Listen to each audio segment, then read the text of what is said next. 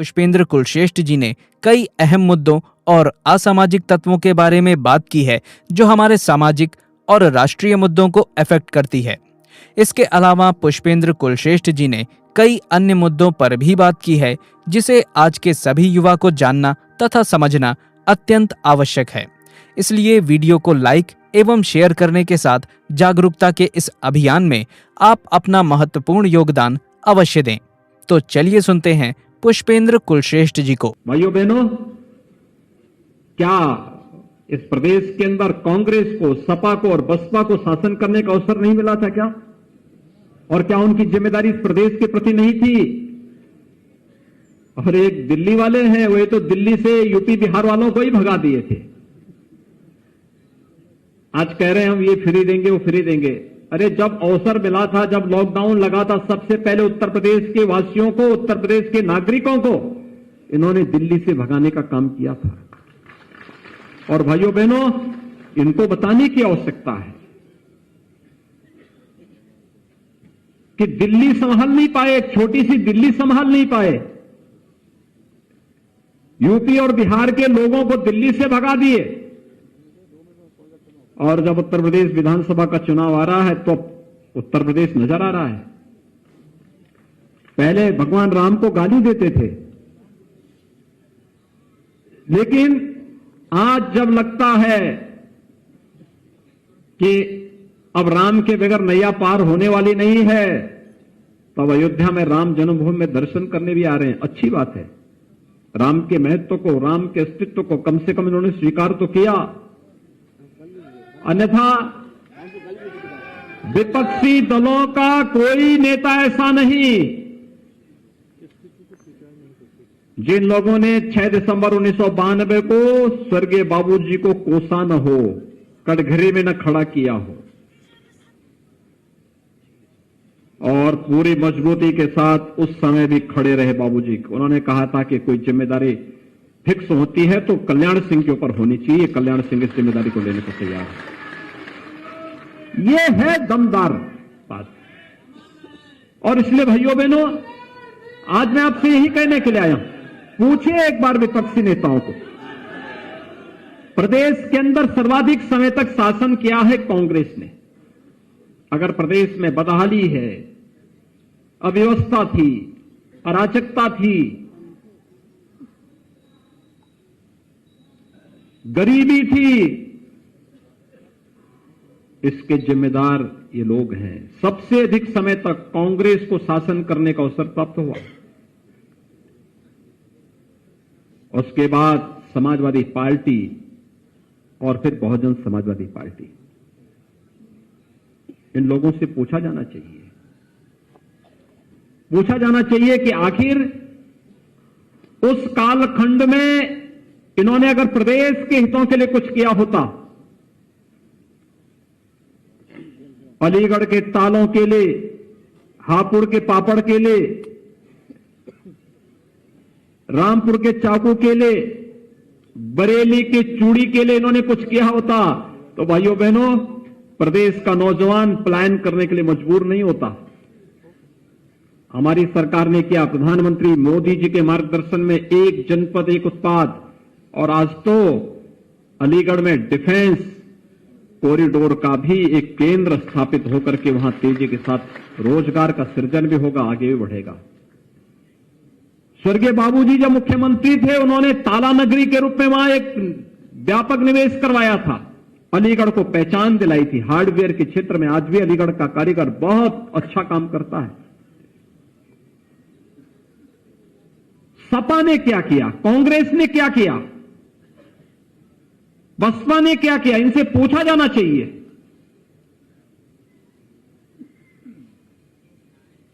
एक एक जनपद की उत्पाद को आज प्रमोट करने का कार्य हो रहा है। वहां हाथरस की हींग हो, मेरठ के स्पोर्ट्स आइटम हो, फिरोजाबाद का ग्लास का उद्योग हो,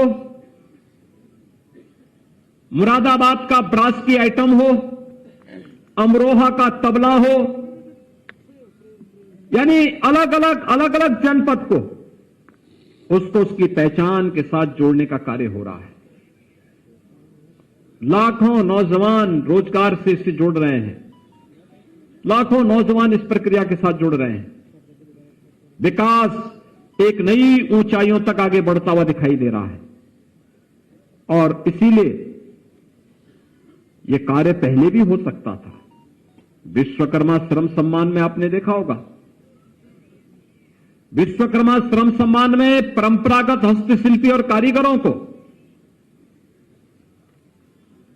वह लोहार है, राजमिस्त्री है,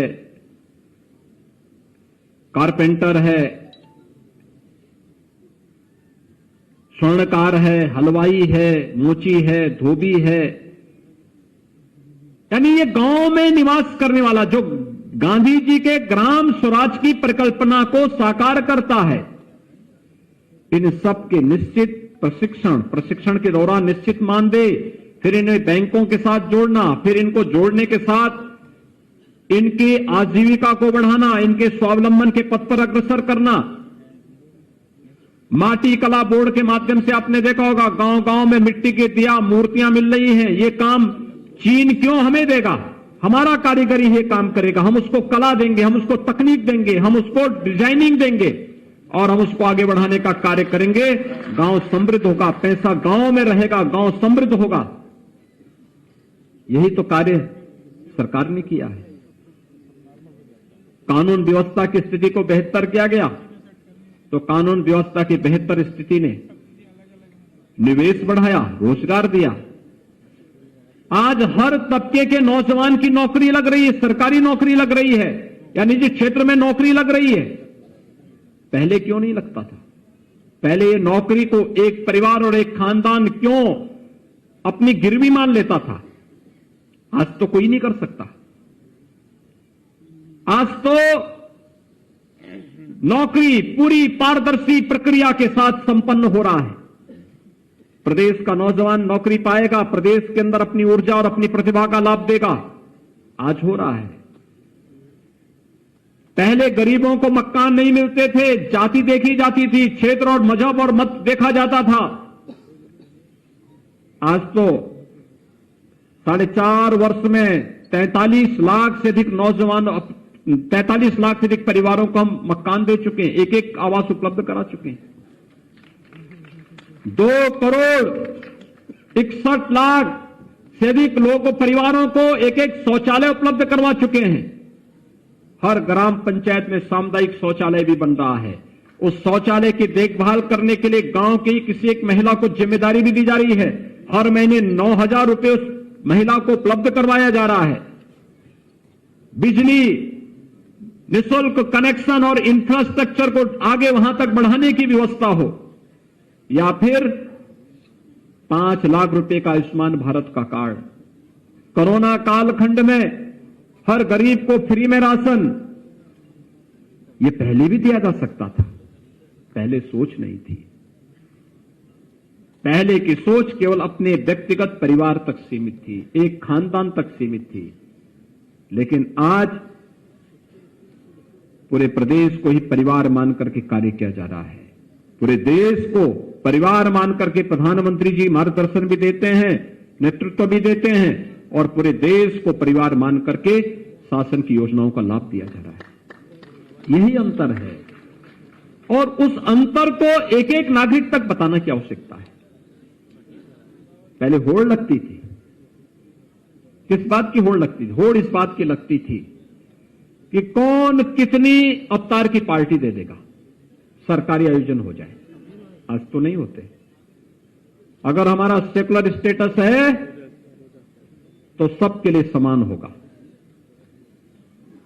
पहले पर्व आते थे, होली आती थी, दीपावली आती थी, विजयादशमी आती थी, दुर्गा पूजा आती थी, जन्माष्टमी आती थी, शिवरात्रि आती थी, रामनवमी आती थी, कर्फ्यू लग जाता था।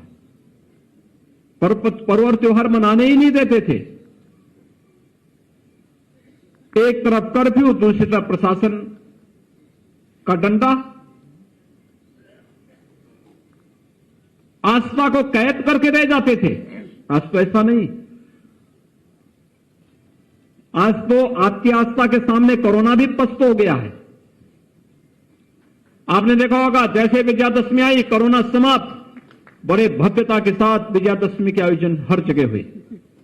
दीपावली आ रही है, कोरोना लगभग समाप्ति की ओर, और पूरी भव्यता के साथ दीपावली का आयोजन हर्ष और उल्लास के साथ, उमंग के साथ हर प्रदेशवासी मनाएगा। भाइयों बहनों, हमें देखना होगा पहले जो लोग थे वे क्या करते थे, कैसे करते थे, किस मानसिकता के साथ कार्य कर रहे थे। अभी मैं देख रहा था औरैया में हमारे लाखन सिंह राजपूत जी आए हैं, वहीं के हैं। एक विज्ञापन चला सपा का कि मैं आ रहा हूं, और वहां पे समाजवादी पार्टी के एक पदाधिकारी ने वहां 8 लोगों का अपहरण करके जबरदस्ती वसूली करना शुरू कर दिया।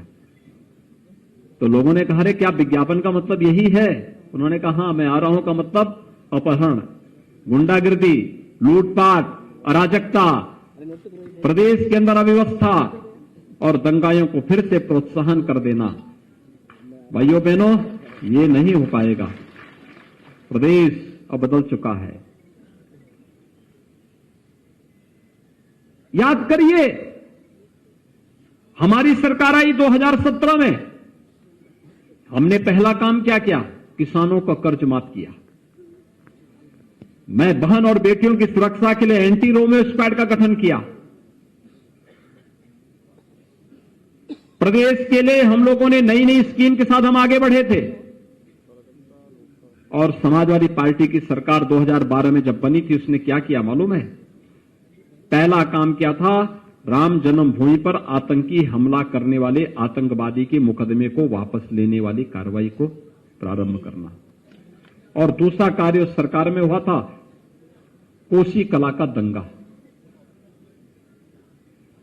और जो सिलसिला शुरू हुआ, अंतहीन सिलसिला था। हर तीसरे दिन एक दंगा, हर तीसरे दिन एक दंगा। कोई पर्व और त्योहार नहीं मना सकते थे, कोई अपने को सुरक्षित नहीं कर सकता था। और ये तो समाजवादी पार्टी के साथ चस्पा है। एक 2005 की घटना है। मैं एक बार अलीगढ़ में गया था। अलीगढ़ में रामनवमी के दिन एक दंगा हो गया था, और तब भी मैं देखता था कैसे समाजवादी पार्टी दंगाइयों को प्रश्रय देती है। भाइयों बहनों, इन राजनीतिक दलों के वास्तविक चरित्र को समझने की आवश्यकता है। और आप अपने समाज के प्रबुद्ध हैं। कोई एमपी है, कोई एमएलए है, कोई जिला पंचायत अध्यक्ष है, कोई ब्लॉक प्रमुख है, कोई जिला पंचायत का सदस्य है, कोई किसी बोर्ड और निगम का चेयरमैन है, कोई ग्राम प्रधान है, कोई क्षेत्र पंचायत समिति का सदस्य है, कोई किसी विद्यालय का प्रबंधक है, कोई समाज में अलग अलग क्षेत्र में छोटा और बड़ा उसका दायरा हो सकता है, कम या ज्यादा दायरा हो सकता है, लेकिन हर एक क्षेत्र में आप नेतृत्व देने वाले हैं, समाज के जागरूक प्रहरी हैं, तो समाज को अवगत कराने की जिम्मेदारी भी आपकी है। ये प्रदेश स्तर का सम्मेलन है। इतनी भारी संख्या में आप लोग आए हैं, कितनी भारी संख्या में, मुझे लगता है पूरा चारों तरफ भरा हुआ है। इस सभागार को इस रूप में भरा हुआ मैंने इससे पहले नहीं देखा।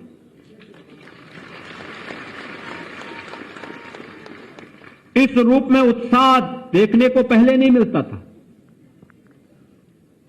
लेकिन स्वर्गीय बाबूजी के संस्कार, वीरांगना अवंती बाई की राष्ट्रभक्ति और भाइयों बहनों, उस परंपरा को आपके वर्तमान नेतृत्व जिस रूप में आपको आगे बढ़ाने का कार्य कर रहे हैं, आपकी जिम्मेदारी बनती है एक एक परिवार के पास, एक एक गांव, एक एक परिवार के पास जाकर के अवगत कराना। और अभी से तैयारी, 2022 की तैयारी, ये चीजें अगर हम लोग करते हुए दिखाई देंगे तो समाज का भी, देश का भी और धर्म का भी कल्याण होगा, सबका कल्याण होगा। सब लोग एक अच्छी दिशा में आगे बढ़ेंगे, सुख और समृद्धि की दिशा में आगे बढ़ेंगे। और उस सुख और समृद्धि के मार्ग पर आगे बढ़ने के लिए हम सब प्राणपण से कार्य करेंगे। इस विश्वास के साथ आप सभी, दीपावली के पहले हर व्यक्ति व्यस्त होता है, कोई खरीदारी के लिए, कोई अपने घर की साफ सफाई के लिए, कोई खेती बाड़ी के दृष्टि से व्यस्त रहता है। और आपका समाज तो वैसे भी खेती किसानी पर बहुत ध्यान देता है, बहुत ध्यान देता है। और भाइयों बहनों, समाज की चेतना को जागरूक करने में मातृभूमि की भी रक्षा करता है, मातृभूमि की भी सेवा करता है, और मातृभूमि की सेवा के साथ ही राष्ट्रभक्ति के साथ भी अपने को आगे बढ़ाता है। ये दोनों गुण उसके साथ कूट कूट करके भरे हुए हैं। इसलिए इस सभी व्यस्तताओं के बावजूद आप यहां पर आए हैं। आपका मैं एक बार फिर से अभिनंदन करता हूं, स्वागत करता हूं। आप सबको दीपावली की मंगलमय शुभकामनाएं देते हुए मैं आज के इस सम्मेलन में स्वर्गीय बाबूजी को विनम्र श्रद्धांजलि अर्पित करता हूं। वे आज हमारे बीच में नहीं, लेकिन उनका कृतित्व निरंतर एक नई प्रेरणा प्रदान करता रहता है, एक नई प्रेरणा, एक नई ऊर्जा देता है। और उस ऊर्जा के साथ सभी को जुड़ने की आवश्यकता है। आप सबके प्रति मेरी शुभकामनाएं। धन्यवाद। जय हिंद।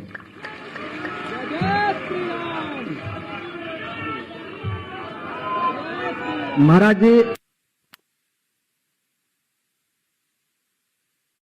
मिलते हैं एक और नई वीडियो में। तब तक के लिए आप अपना और अपनों का ख्याल रखें। वीडियो को अंत तक देखने के लिए आपका बहुत बहुत धन्यवाद। जय हिंद, जय भारत, वंदे मातरम।